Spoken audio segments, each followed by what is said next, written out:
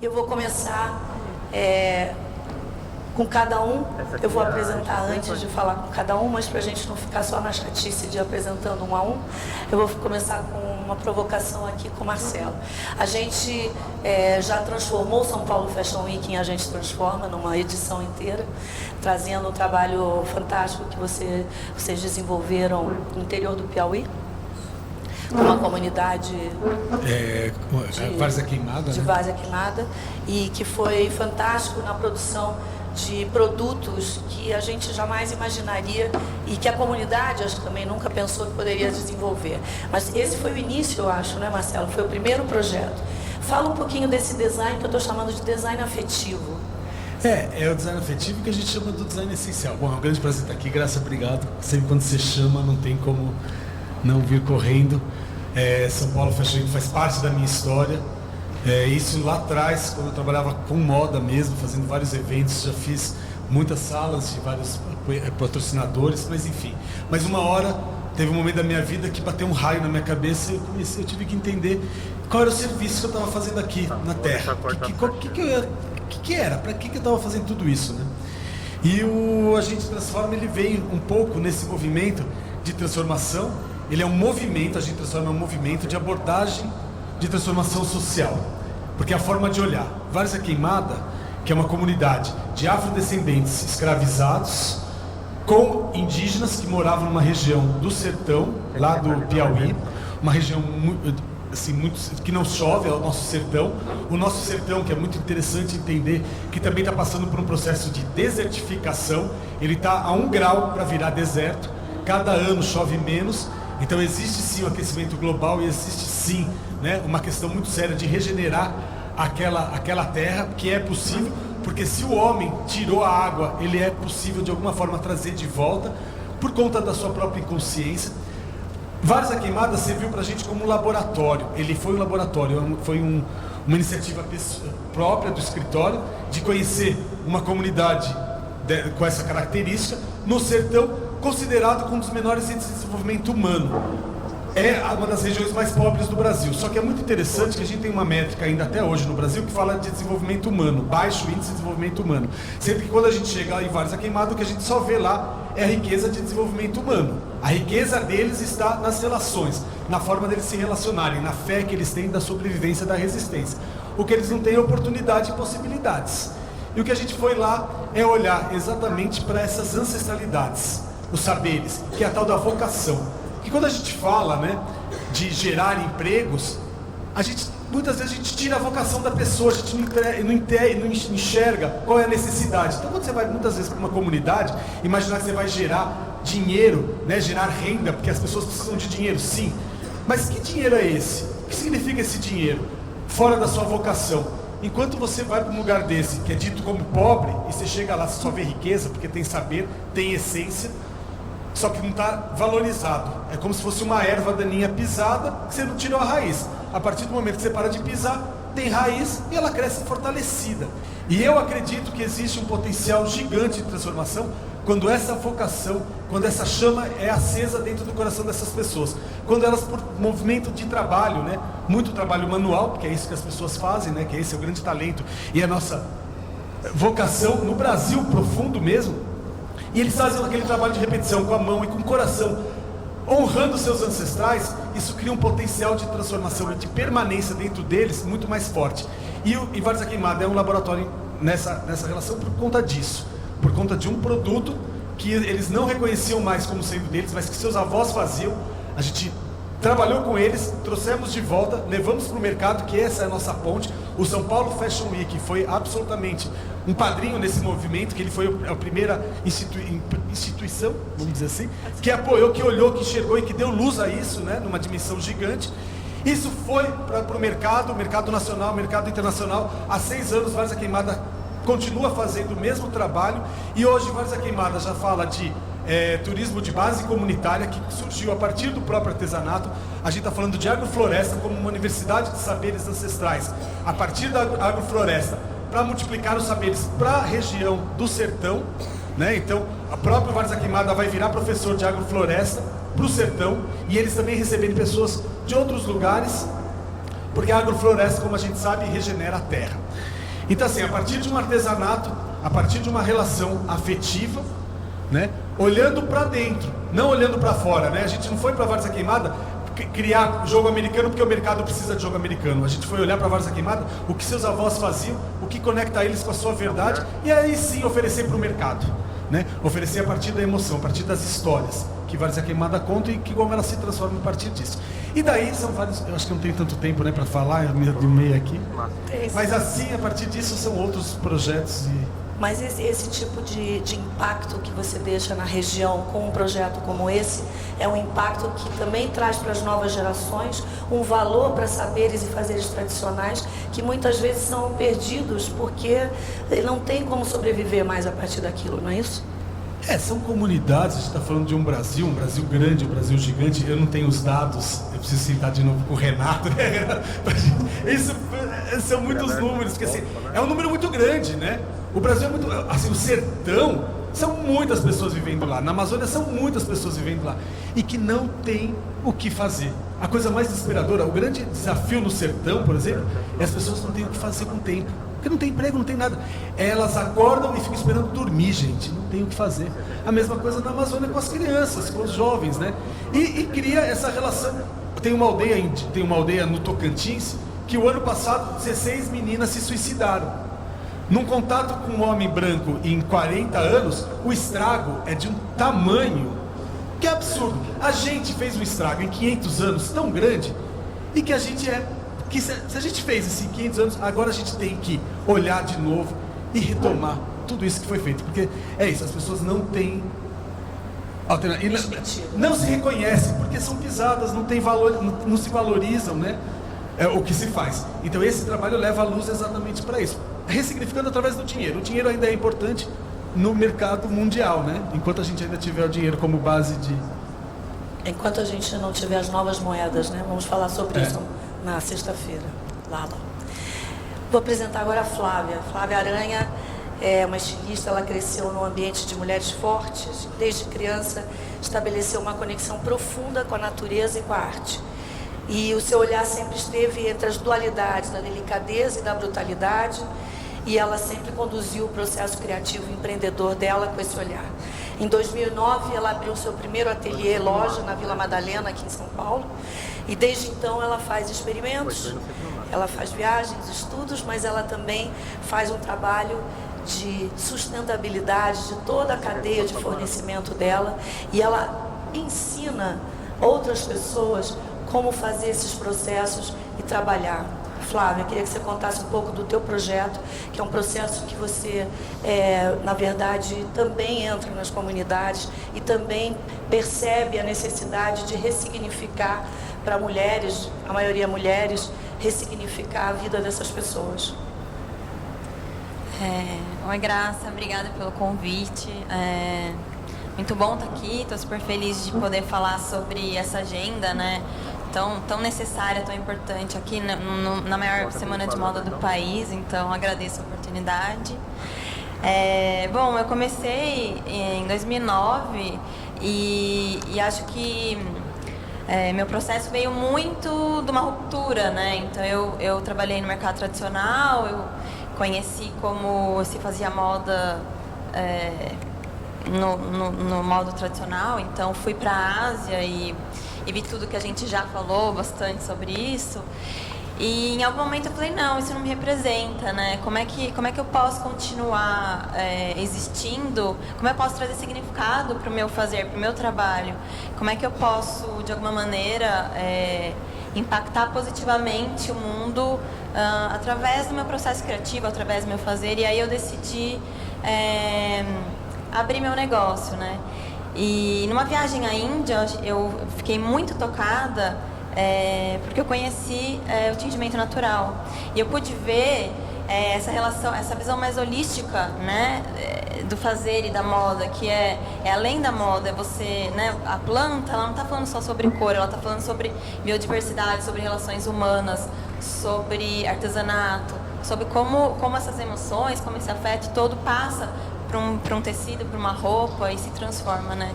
Então eu olhei muito para esse processo do tingimento natural para entender como é que eu ia criar meu negócio, como é que eu ia desenhar um modelo de negócio baseado num ecossistema mais positivo mesmo, né? E aí o trabalho em rede acho que foi fundamental. Então, nosso projeto se preocupa com toda a cadeia produtiva. Então, desde a fibra, né? Acho que a primeira pergunta é: quem faz essa roupa, né? Como ela é feita, de quais materiais ela é feita, né? Então, nesse sentido, a gente tem um olhar muito atento desde a produção da fibra que a gente usa até a relação que a gente tem com o consumidor final. Como é que esse consumidor se relaciona com a nossa roupa? Como ele descarta, como ele usa, como ele lava, né? Então, a gente entende que da fibra ao consumidor está todo mundo envolvido no mesmo processo e que todos nós somos necessários para que esse relacionamento seja positivo. E aí eu fui viajar ao Brasil e assim como o Marcelo falou, eu entendi que a gente tinha abundância, né? Que não existe essa coisa de escassez, é abundante, é criativo, a gente tem uma biodiversidade maravilhosa, a gente tem uma riqueza. Então, aonde eu passo e em todos os lugares que eu me relaciono e em todos os projetos que eu me envolvo, é só abundância que eu vejo. São mulheres, homens também, usando sua sensibilidade para trabalhar, para criar, para produzir. E acho que o grande lance do nosso projeto é olhar para tudo isso, trabalhar com essa ancestralidade, com esse resgate, mas também trazer isso para um contexto de pesquisa, de tecnologia, de futuro. Então, hoje, o nosso trabalho está muito... A nossa inovação é muito proposta pela soma do ancestral e da tecnologia, dessa pesquisa, né? Então, hoje, eu, por exemplo, né, sou formada em moda, né, faço a direção criativa da marca, mas hoje eu estou estudando engenharia química. Então, como a relação química, né, das moléculas me inspira o tempo todo, como é que saber além da moda, além do texto, mas saber sobre a propriedade tintória daquela planta, aquele bioma, saber sobre outras ciências, como isso é transformador, como a gente abre o nosso olhar e entende que aquele caminho que era tão tradicional e que era o único, e que estava desgastado, e que a crise, como isso não existe, né? Como a gente está em outra onda, outra dinâmica, e como isso é potente, como flui, né? Então, a gente está falando de crise e eu falo, gente, cadê essa crise? Eu não vejo essa crise, né? Graças a Deus, nossa empresa só tem crescido e os projetos que a gente trabalha têm crescido, essa rede tem se fortalecido de uma maneira muito positiva, né? E acho que uma outra coisa, além dos processos de tingimento natural e de todo esse cuidado com realmente a manufatura, né, desde a questão social e principalmente ambiental, eu acho que uma coisa muito importante que a gente vem trabalhando nos últimos anos é relacionamento com o cliente, né, com o consumidor final.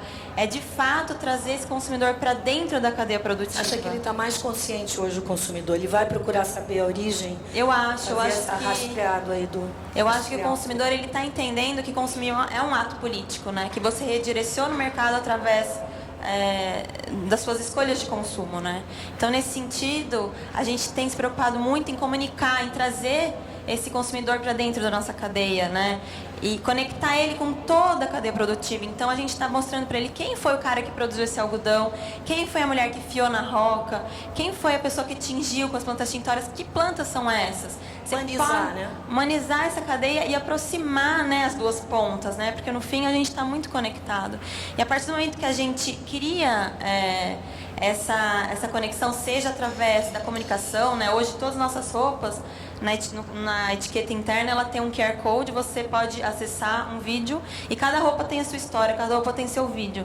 Então essa saia você vai ver mulheres no Vale do Urucuia tecendo, tingindo, fiando. Essa blusa você vai ver uma designer tingindo no índigo, estampando. Então cada peça que você comprar, você vai ter acesso àquela história, aquele processo, aquelas pessoas, né? E além disso, como você mesmo disse, a gente o ano passado resolveu abrir o ateliê para trocar experiência. Então a gente entendeu que não tem nada mais poderoso e transformador que fazer o consumidor viver essa experiência, né? Então, da mesma maneira que eu me toquei e mudei e despertei para um novo olhar a partir do processo de fazer, de viver essa história, é o que a gente está propondo para esse consumidor, porque dessa maneira, se a gente expandir esse conhecimento, a gente vai estar potencializando todo o nosso conceito sem necessariamente precisar virar uma grande indústria, uma grande empresa. A gente vai estar expandindo, mantendo a nossa essência, mantendo o nosso tamanho, mantendo a nossa capacidade de cuidar e de continuar com o nosso propósito, com a nossa essência. Então, e fazendo com que esse consumidor vá procurar outras empresas e pedir com que elas também façam esse processo de transformação. exatamente, eu acho que é assim que a gente transforma, é através do consumo mesmo. E também humanizando, quer dizer, trazendo, mostrando que por trás de tudo aquilo tem gente que está fazendo, né? Tem gente que eu por acho que trás disso. isso é o mais interessante, assim, a gente vive numa sociedade que está acostumada a ver tudo pronto, então Não uma sabe criança de não onde veio. sabe que um hambúrguer veio de uma vaca, né? Simplesmente ela vai lá, ela acha que apertou um botão e caiu ali numa máquina 3D, assim. Então eu acho que esse processo, não só na moda, mas em todos os contextos né, dos meios de produção, é que a gente eduque e fale sobre como as coisas são feitas, né? Exatamente, de onde vem a procedência disso, a identidade disso e como é que a gente se relaciona com isso, porque a gente precisa buscar essas conexões, né? A gente precisa se identificar, né? Todas as relações, seja de consumo, seja afetiva, enfim, todas as relações, acho que elas existem através das identificações, né? Então, nesse sentido, eu acho que é relevante. Então, nosso terceiro convidado aqui, ele certamente aproximou também muito do consumidor, trazendo uma ideia, rompendo padrões no caminho do coworking, talvez, não sei se... Mas o Wolf é economia compartilhada, cada vez mais. E designer na prática, mas sem nenhuma formação universitária. O Wolfgang, ele vem para trazer essa transformação a partir de um projeto que ele instituiu no bairro de Pinheiros, aqui em São Paulo, chamado House of All, e que é um exemplo assim de economia compartilhada na prática, e as pessoas vivenciam isso não só a partir de diferentes casas que ele montou, e ele vai contar para a gente, e ele tem uma vivência, ele já passou por grandes empresas como Natura, Sony, Bacardi, Philips, Heineken, Coca-Cola, conhece bem esse mercado, mas num determinado momento ele também foi buscar um sentido e um propósito. Então aqui a gente tem 3 convidados muito ligados na questão de por que eu estou fazendo isso e para que eu estou fazendo isso.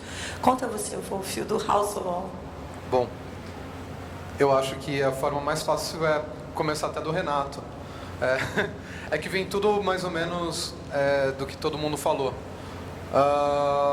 Imagina que eu, caucasiano, heterossexual, homem, eu, dentro dos meus privilégios, um pouco mais complicado, porque tem isso, eu não sou da terceira geração de universitários, eu não me formei, eu tive que trabalhar desde cedo e tenho umas histórias mais complicadas, mesmo assim me sinto muito privilegiado. E dá pra ver que a sociedade realmente privilegia isso, infelizmente. Mas tomando proveito disso, eu cheguei num momento... Porque eu sempre brinco, falo que meus amigos hippies são os que tinham mesada, né? E a mesma coisa, quando eu alcancei algum sucesso profissional, tive dinheiro, eu falei assim, não, eu preciso entender meu propósito, eu quero poder morrer. E quando a gente fala em poder morrer, as pessoas tendem a acreditar que o primeiro princípio é um princípio que isso é deprimente, né? Fala assim, nossa, o cara tá deprimido. E não é. É quase ter aquela... É você estar tão completo a ponto de falar, eu fiz minha parte. Então, daí eu já vou pro Rosenbaum falando, nossa, eu fui atrás de ver um raio e fui atrás de um propósito. É mais ou menos isso. Eu falei assim, não tem propósito nenhum, é só ficar ganhando dinheiro por ganhar dinheiro. E dentro também dessa resiliência brasileira, eu acho que a gente tende a acreditar que brasileiro é criativo. Eu sempre falo que brasileiro não é criativo, brasileiro é resiliente. E daí apareceu essa oportunidade, eu estava muito lotado, a casinha do lado era um armazém gourmet, que estava indo à falência. Eu fui lá medir já para ter mais lugar para a gente, porque a gente estava formando uma comunidade muito legal. E o valor realmente está nas pessoas. Hoje o que eu tenho é um laboratório de consumo baseado em sharing economy, onde eu ofereço mais acesso e menos posse. Eu convenço as pessoas a terem menos. E quando a gente foi para o lado e fez a House of Food, eu fiz porque era legal fazer. Eu falei, eu vou compartilhar. É muito caro ter um restaurante. Eu vou então pegar esse restaurante, já que eu tenho esse acesso, eu tenho esse dinheiro, vou fazer isso daqui ser um restaurante de todo mundo. Explica um pouco esse conceito. Na verdade, você montou um restaurante, uma cozinha, onde você tem chefes que vão lá e alugam o espaço, é isso? Todos os dias tem um chefe diferente que cozinha no lugar. tudo que ele cozinha, ele vende. É um restaurante aberto. E ele fica com 70% do faturamento. Daí fala assim, mas você então está pegando 30%. Sim, porque eu preciso pagar os impostos, isso já come bastante porcentos. Taxas de cartão de crédito, que é sem dúvida meu maior sócio depois do governo. Enfim, esses 30% mal paga mesmo o uso da cozinha. É realmente uma forma de dividir e fazer isso ser sustentável. Quando eu trago a cozinha, na verdade, era uma bela desculpa para a gente criar mais comunidade. Eu tenho mais pessoas, porque o brasileiro também tem essa coisa muito ligada à comida. E não necessariamente a comida em si, mas o momento assim, comer junto. Então foi muito legal. A gente lançou a casa, oficialmente a abertura dela foi em novembro de 2014. Mas em setembro, quando a gente ainda estava reformando, a gente fez um grande banquete na rua, onde a gente colocou uma mesa gigante de banquete. Tinha 960 lugares para comer. E eu não estava nem aberto ainda. E o princípio era bem básico. Traga comida de casa e divida com o seu vizinho, aqui numa grande ceia de Natal. E até hoje o bairro fala, nossa, precisa ter aquilo de novo, porque eu conheci meu vizinho, eu encontrava ele na rua e não sabia quem ele era. E aquele dia a gente conversou, a gente bebeu vinho junto. E um princípio tão básico como dividir a comida é uma analogia muito simples, onde eu explico o sharing economy. Quando você faz a ceia de Natal, o seu tio que compra o peru, e o peru custou R$140, se ele discutir valor com a sua tia que fez a farofa, ele está um pouco errado, porque ele tirou do contexto o trabalho manual que ela teve para fazer a farofa, enquanto ele só colocou o peru e só esperou o pininho subir. Então, assim, aí vem das bases mesmo, do que a gente estava falando aqui antes, sobre procedência, manufatura, a essência cultural daquilo. Quanto vale uma receita? Processo. Porque assim, o capital intelectual ele é tudo. E daí, baseado no capital intelectual, a hora que eu estava montando a House of Food, apareceu uma outra casinha do lado. Daí a gente fez a House of Learning. Então, o mesmo princípio da cozinha, onde o chefe ia lá, cozinhava, vendia. Então, se ele vendesse um hot dog a R$10, ele ficava com 7.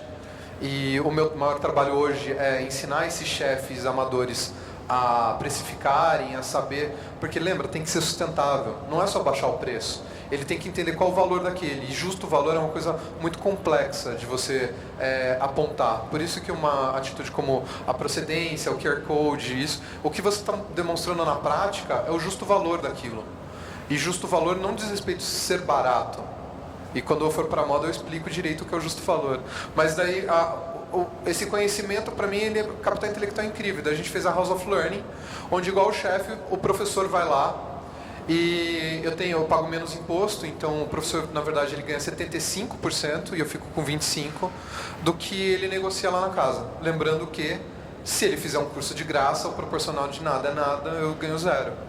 E a gente... Isso também é possível. É possível. Tem uma taxa de agendamento que é por uma produtora que acompanha também, porque a gente fazia tantas coisas gratuitas que começou a realmente acumular um prejuízo, porque essa casa, o foco dela é completamente social. A gente realmente trazer o capital intelectual, dar voz a cursos malucos. Assim, eu já tive Misfit Economy com a Alexa Clay, uma palestrante internacional muito incrível, mas eu já tive como fazer unicórnios de crochê e a lotação foi a mesma e o unicórnio de crochê custava mais caro. Entendeu? Então, o que é o ensino hoje? E ainda mais de uma pessoa que não tem um ensino formal superior.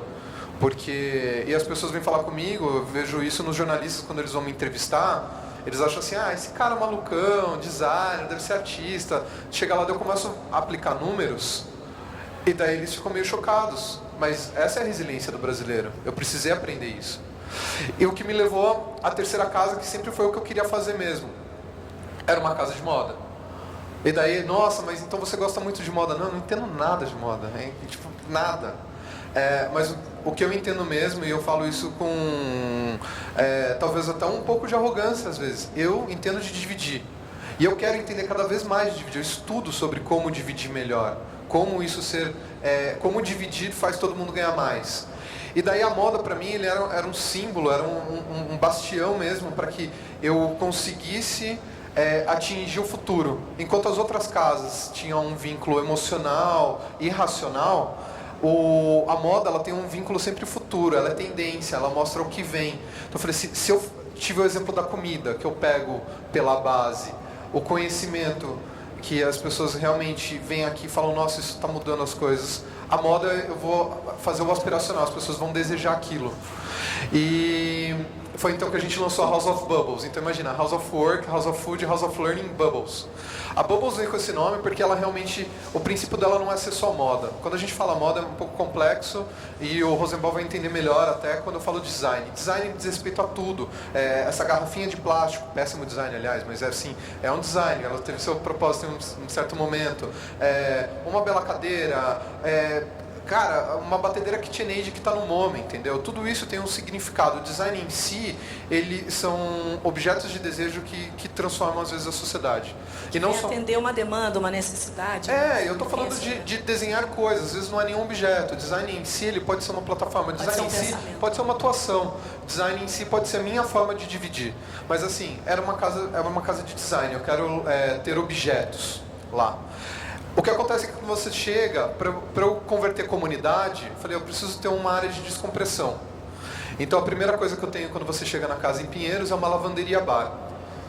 Tipo, eu não ganho dinheiro com a lavanderia, não é nem minha intenção. Mas a lavanderia ela me dá uma ótima oportunidade de eu fazer o que o Renato às vezes demora um pouco mais para fazer, que é juntar pessoas e conversar com elas. Quando chega uma senhorinha X para lavar roupa, ela gasta 2 horas ali. Naquelas 2 horas eu consigo tirar muita informação dela. E por isso eu fui me transformando cada vez mais num laboratório de consumo. Eu entendo que as pessoas querem. Quando ela lavou a roupa e tira uma jaqueta, eu falo, você está usando mesmo isso? Você usa com frequência? Quanto isso custou? Qual o valor que isso tem? E daí eu vou para o valor mesmo que eu falo da moda. Lá a gente costuma falar que a gente é muito pobre para consumir fast fashion. E quando eu falo isso, o impacto é o seguinte, eu vim com a mesma calça porque eu só uso ela mesmo. Eu falei na última entrevista com a Graça que eu tenho a calça do Renan. Fiquei chocada quando ele me contou isso, que ele usa a mesma calça direto. Cara. Como Então, daquela vez eu acumulei, foram 54 dias sem lavar. Porque ele teve essa preocupação. O Renan ele desenvolveu desde a tecelagem até o amaciante para você lavar menos o tecido e para ser um objeto mais durável. E você ter um investimento maior. Só que isso é tão melhor, porque você não vai trocar, e ela é básica, ela serve para tudo, ela é extremamente confortável. Cara, porque eu vou ter outra calça? Entendeu? Eu comecei a minimizar a minha vida, e o que eu realmente precisava, que seriam os luxos normais, eu divido. E essa divisão é muito legal. É como ter um iate de um amigo. Você não precisa ter um barco, seu amigo já tem. Eu sempre brinco que você não precisa ser rico, você só precisa ter amigos ricos, né? Renato concorda com isso. E daí, Mas a Bubbles, ela vai além da lavanderia, você tem roupa lá. A hora que a pessoa, eu faço ela refletir sobre aquela jaqueta então que ela está lavando, em cima a gente tem um acervo de roupas, e aí está o acesso versus a posse. Então, eu vou falar de uma forma bem complexa, quando eu vou fazer pitch para investidor. Eu tenho um acervo de objetos que são distribuídos num modelo de acesso e dentro de um modelo de subscription. Eu tenho um clubinho de roupas. É simples. Ele tem um clubinho de roupa. E esse clubinho de roupas, se você for fazer uma analogia hoje, que até sei lá, a geração passada já consegue entender, eu tenho um Netflix de roupas. Você paga uma assinatura mensal a partir de R$50 e pega peças à vontade. À vontade. De onde vêm essas peças? Inicialmente a gente começou com um esquema de doação e também compras.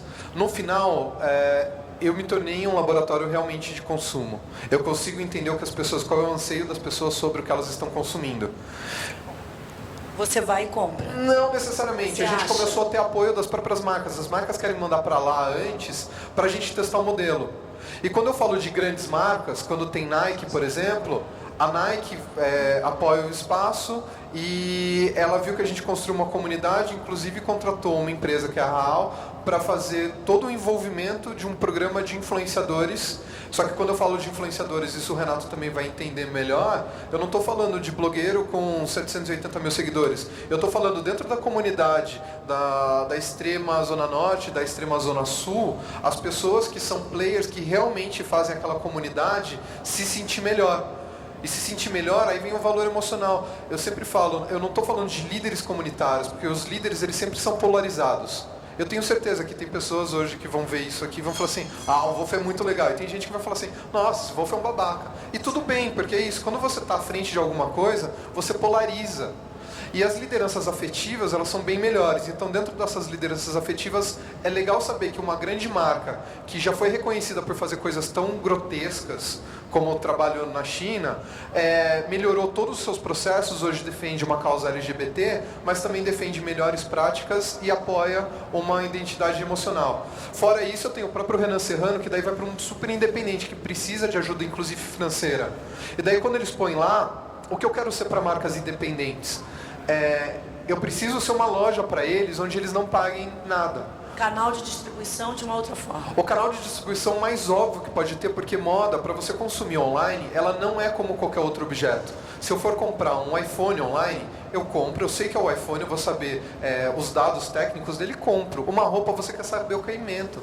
Você quer saber como aquela roupa, você tem um valor, você quer se sentir bem com a peça. Então, assim, você vai lá, experimenta antes de usar. É a coisa mais simples. Você experimenta e fala, cara, eu quero comprar muito. Acesse esse site aqui, compra online dele, você vai ter ainda um desconto de X%. Não, mas eu quero sair agora. Mas você está assinando, você pode sair usando agora. Então, olha que crack eu dou na cabeça do consumidor, né? E ao mesmo tempo, cada vez mais a gente tem mais assinantes e mais pessoas interessadas em ter uma moda com mais significado. Então é carregada realmente de valor, entender o valor real, que é esse valor, o justo valor, diz respeito não à precificação da peça, mas todas as etapas que ela passou e a honestidade que aquela peça traz. Vocês veem aqui uma quebra de padrões total. Eu queria uma pergunta para todos agora. Vocês diriam que sustentabilidade é uma questão ética? Ela é ética, ela é um despertar, né? É uma forma da autorresponsabilidade, de você se entender como tudo aquilo que você está, né? A tua ação, ela reflete sim no outro e no contexto como um todo, né? Do começo ao fim, em toda a cadeia. Que é esse sentido da procedência, né? A sua procedência também, a sua relação com o outro, né? A relação do custo que isso tem. O produto, quando você vai pichinchar um produto barato, né? Você quer comprar um fast fashion que é barato. É sustentável isso? Né? Um produto que vem da China, que você compra barato, ele é sustentável a partir de que relação com a natureza? Quem põe esse preço na natureza, que tira o petróleo, que paga o combustível do avião para chegar aqui? Isso é, né, sustentável? Ou empresas que trabalham hoje, que fazem projetos incríveis, né, socioambientais, mas todo o produto é exportado para conseguir fazer ele girar. Né, fazer a coisa girar no mercado pelo dinheiro. Está sendo sustentável também? E deixa o pior do produto aqui.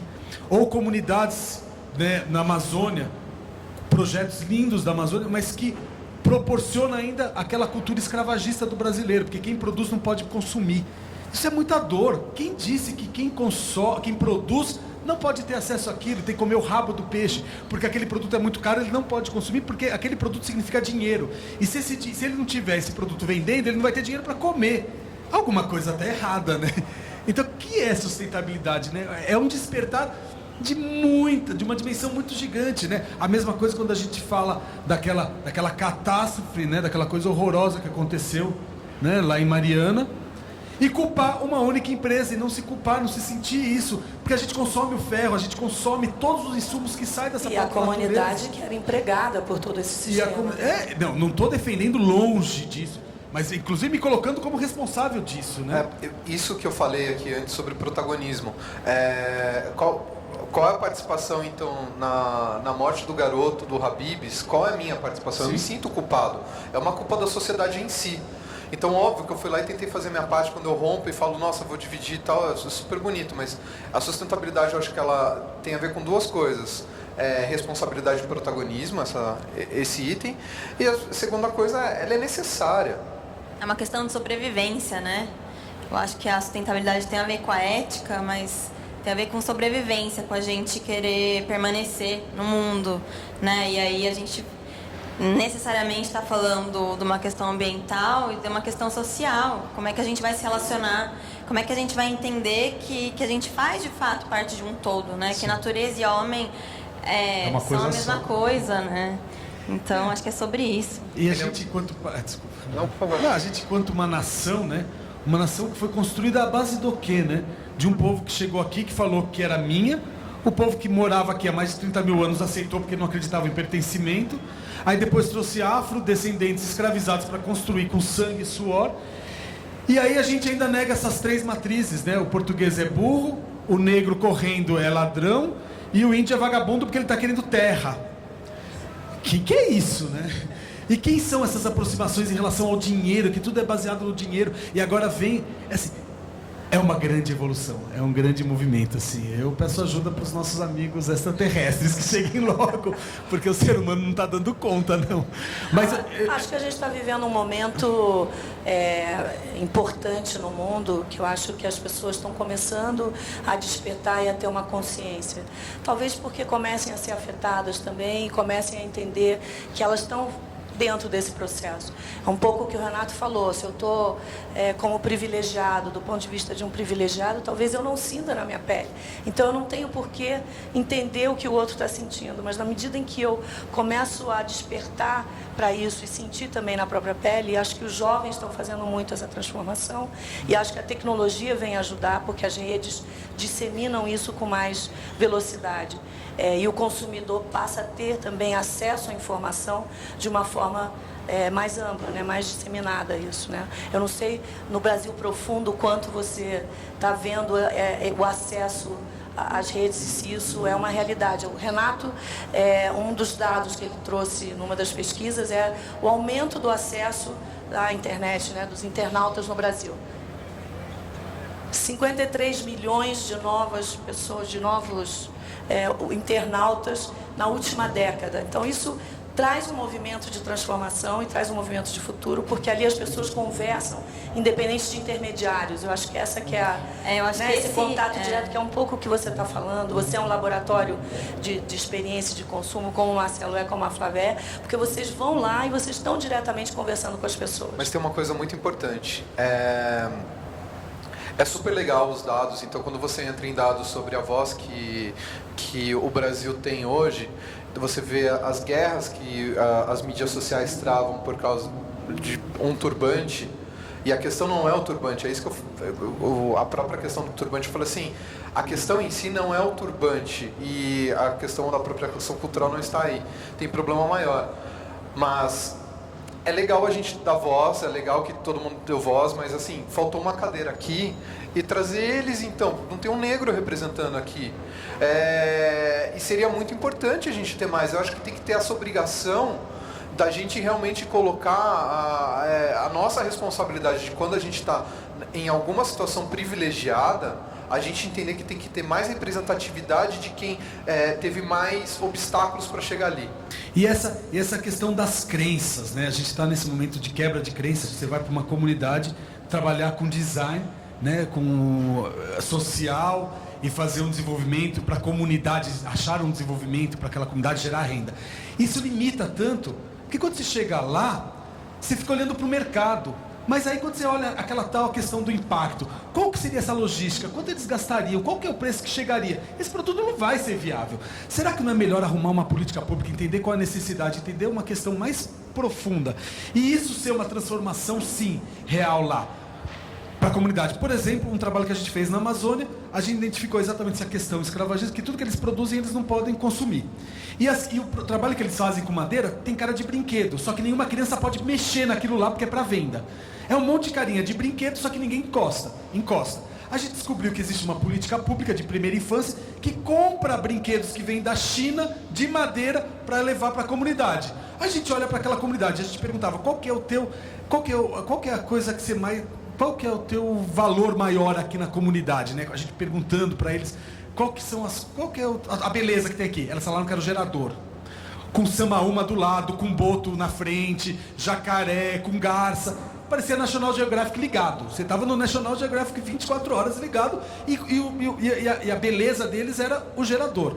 A gente fala assim, não, aquelas crianças estão brincando com o brinquedo da China.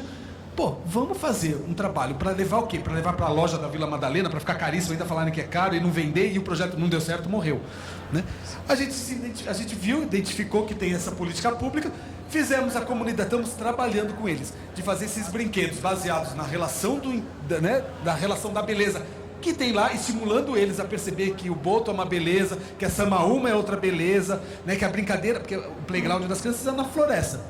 E isso eles produzem, vendem porque eles precisam do dinheiro, mas retorna para eles brincarem e para as crianças aprenderem. Então isso tem um movimento gigante.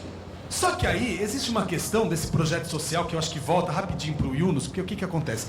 Esses projetos de desenvolvimento, né, dessas transformações, dessas quebras de crença, no Brasil e no mundo, ainda infelizmente, isso é, pelo puritanismo, quem trabalha com causa social está ajudando, a gente está ajudando a crescer. Não se coloca isso como a minha vocação colocando a serviço, é meu design, é meu desígnio. Paternalismo, né? É paternalismo. Eu não quero, eu tenho que pagar conta, sim. Meus filhos vão na escola, sim. Eu tenho que estar aqui assim vestido, né? É um código. Não que eu queira, não que eu tenha um armário cheio de roupa, mas enfim, custa. Você pode ir lá no voo. Eu posso, não, estou adorando. Fazer uma, onde que é? Depois uma a gente fala. assinatura. Mas assim, mas é meu trabalho. Então assim, a gente vira ainda, né? Existe uma crença de que trabalho social é ajuda. Quando eu vou falar para o meu projeto, as pessoas, que bonitinho, que bom que você está ajudando, que é uma boa. Não, é meu serviço, é o que eu sei fazer. Eu estou pondo meu dom e meu talento a serviço. Ponto. Só isso. Assim como eu fazia para as outras marcas, para todas as outras marcas. Só que aí a gente está ainda num problema. Eu tenho trabalhado muito com quilombola, comecei a trabalhar muito com várias comunidades quilombolas, que é uma realidade muito complicada, assim como os indígenas, assim como os caboclos, né? Que precisa ter o dinheiro, faz o trabalho, tem que ter o dinheiro à tarde para comer. A emergência é essa. E a gente está na mesma, começando a entrar nessa questão da sustentabilidade. Então assim, as novas gerações vão entender melhor. Eu estou a serviço e isso é um trabalho. De alguma forma tem que entrar, né, no entendimento que isso sim é um trabalho, tem que ser remunerado. Não é um choro, a coisa está acontecendo, mas ainda está muito na responsabilidade social. Isso tem que, de alguma forma, em algum momento, entrar isso dentro do ser humano, como se não se separasse mais, igual a necessidade de se conectar com a natureza. A natureza não está fora e está dentro, está junto, né? O trabalho como serviço, responsabilidade social não tinha que ser uma questão fora. Ela é, qualquer trabalho, qualquer empresa, ela é de responsabilidade social. É uma empresa, tem responsabilidade social.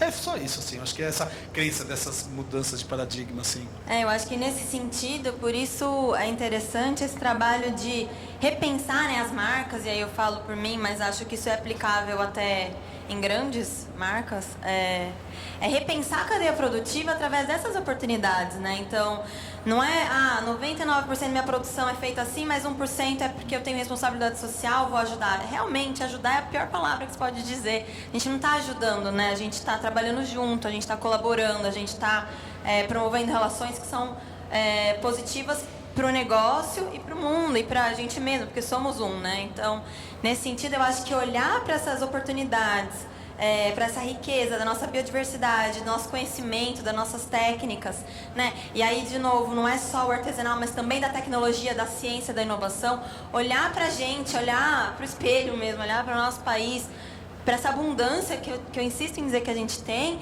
e incorporar isso na nossa cadeia produtiva de fato. Então, hoje eu tenho produção de roupa, costura mesmo, em parceria com 3 institutos. Então, esses institutos, eles trabalham na metodologia, na capacitação dessas pessoas, quem são essas mulheres, como é que a gente vai trabalhar com elas, né? Então, por exemplo, um dos meus fornecedores de tricô é um projeto feito em parceria com o CAPS, que é aqui em São Paulo, que trabalha com mulheres e saúde mental. A princípio, o projeto era uma terapia ocupacional para o grupo, e isso começou a virar negócio, virou renda, virou inserção no mercado. Então, hoje a gente leva essas mulheres para o ateliê, a gente traz uma professora de tricô, e toda a coleção a gente ensina os novos pontos, os acabamentos, as técnicas. Então, isso de fato vira um produto que vai para minha loja e que vende. Então, ele tem um valor social, obviamente, ele tem um valor econômico, obviamente. Então, é uma mudança de olhar, é eu sair do tradicional, só dá para fazer na China, custo Brasil, é parar de reclamar um pouco sobre o tradicional, o caminho que parece único, e abrir um pouco o olhar, assim, né? Não é aquele, sabe, é abrir 360 graus e olhar para o nosso entorno e entender essas oportunidades nessas relações, né? Então, acho que acho que o nosso grande trabalho aqui é realmente sair do social, de falar, tô ajudando, ou isso é só um trabalho de ONG, é fazer todas essas conexões acontecerem e entenderem quais são os impactos. E aí o Marcelo tem razão.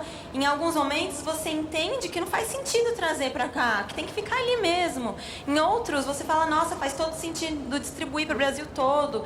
Então, é um pouco de profundidade e de estudo, de conhecimento sobre o que a gente se propõe a fazer, né? É sair do padrão, abrir os olhos e entender que a gente tem muitas oportunidades. Quando o Marcelo falar, a gente vai pro, né? Você falou, na verdade, não lembro quem. A gente vai num lugar e as pessoas não têm nada para fazer, elas esperam. Você falou. Então, existem muitas oportunidades, tem muita gente querendo trabalhar, mas é preciso desenvolver, é preciso ter um trabalho, continuidade, permanência nas relações, né? Resiliência, né? Resiliência. Então, acho que é um pouco sobre... É isso que eu acho que a gente tem que agora incentivar. Eu só queria falar mais uma vez, porque acho que tá tão bacana, assim, tá trazendo reflexão, porque essa questão da resiliência, né, e da continuidade... E das várias... Porque a gente está abrindo várias possibilidades aqui, que é lindo, né? Mas existe essa questão da tal da capacitação, né? Que é muito diferente... Assim, a continuidade é diferente da capacitação. Porque para mim capacitação é igual catequizar. Porque quando você capacita, você acha que você vai capacitar alguém, significa que essa pessoa não tem vocação. Que ela tem que ser treinada por algo que vem de fora. Sendo que, né, você vai nesses lugares todos e todo ser humano é um empreendedor, todo mundo tem muito talento, é artista, e né? O aprendizado é mútuo. É trocado, né? Então, essa questão ainda é muito colonizadora, o nosso olhar ainda é muito do colonizador, né? Então a gente tem que descolonizar o nosso olhar nessa relação com o outro e com todo mundo. Porque assim, não é ajuda, ninguém é tadinho, porque a gente está aprendendo o tempo todo na troca, né? Mas esse é o motivo que eu não estudei. Eu também não estudo, eu tenho processos do CREA gigante, porque eu não sou arquiteto.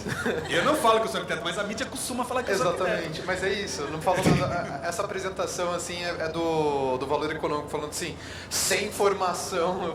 Opa, parece importante isso. Mas eu não me formei exatamente por isso. Eu acho que capacitação ela diz respeito ao adestramento. E adestramento tira a gente de foco. Não que eu acredite em dom, mas eu acredito em interesse. E interesse leva a gente a se aprofundar. Que é um grande erro. Acho que o grande erro da educação hoje é proibir celular na mão da molecada. Tipo, que a coisa mais legal que você instigar só a curiosidade de eles terem acesso a tudo, eu quero mais é que eles procurem. Mas nesses assuntos que a gente estava falando, acho que o único ponto que eu me diferencio só em pensamento do que tem sido falado eu não atuo em comunidades. Eu fujo um pouco disso, até meu projeto do Yunus, ele está demorando muito para a gente conseguir colocar a primeira casa social para andar, porque diz respeito a encontrar. Então, assim, o que eu costumo falar eu atuo na comunidade Pinheiros, e assim, eu já sou meio fora da casinha em Pinheiros. Pinheiros mesmo eu já não sou tão Pinheiros assim. Mas se eu fosse para o Tucuruvi, cara, eles iam rir de mim. Que esse branquelo aqui fazendo Tucuruvi? Você está me tirando? É isso, o pensamento deles é esse.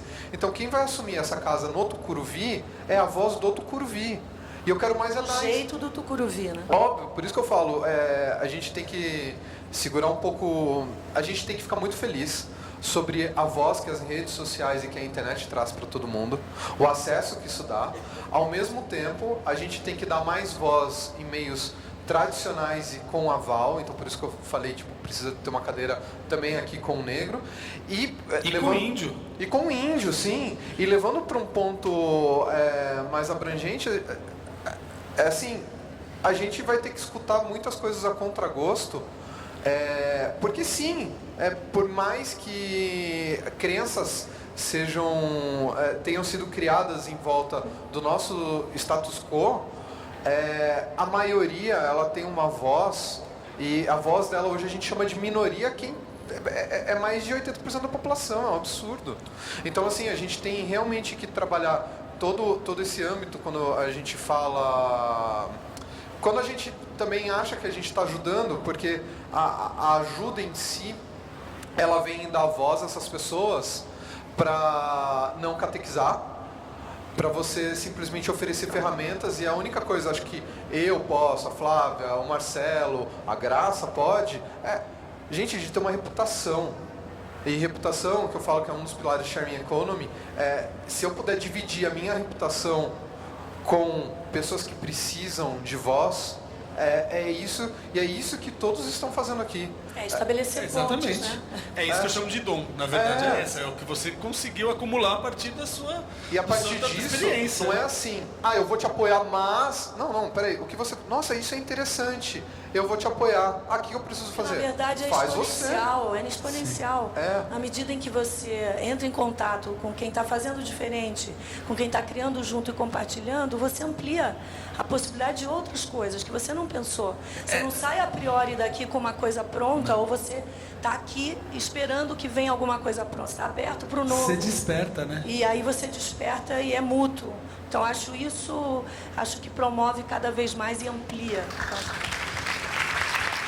eu queria agradecer a presença do Marcelo Rosenbaum, da Flávia Aranha, do Wolfgang Menck, que são... Eu adoro eles, então adoro a conversa sempre, espero que vocês tenham gostado e acho que eles estão disponíveis aí para conversar mais com vocês, entrar nos sites deles para ver o trabalho, porque tem coisas muito legais, os filmes todos do Marcelo mostrando esses trabalhos do A Gente Transforma, Flávia também contando o trabalho dela com artesãs e mostrando esse trabalho que é integrado não só no produto dela, mas em toda a cadeia, e o Wolfgang transformando aí a forma como a gente faz as coisas acontecerem.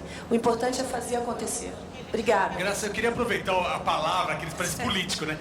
Está acontecendo, a gente está participando de uma petição, eu estou fazendo parte de um movimento que é junto com o Instituto Socioambiental, um instituto super importante aqui do Vale do Ribeira, para a titulação das terras dos quilombolas. Existem mais de 86 quilombolas no Vale do Ribeira. O Vale do Ribeira é uma região daqui do lado, 3 horas de São Paulo, é a região de Mata Atlântica mais preservada da Mata Atlântica, graças aos quilombolas, e eles estão precisando da titulação de suas terras. É uma situação muito delicada, estão lá resistindo há mais de 100 anos, né, sei lá, povos centenários aqui no nosso país, que merecem a nossa atenção. Então é uma petição, tá no ISA, nas minhas redes sociais também tem a conexão para lá, mas é direto no Instituto Socioambiental, ISA. Vale muito a pena, gente, eu peço se vocês puderem colaborar, e está tendo muito pouca adesão para essa petição, e é muito importante, muito séria. Obrigado. Obrigada, gente. Obrigada.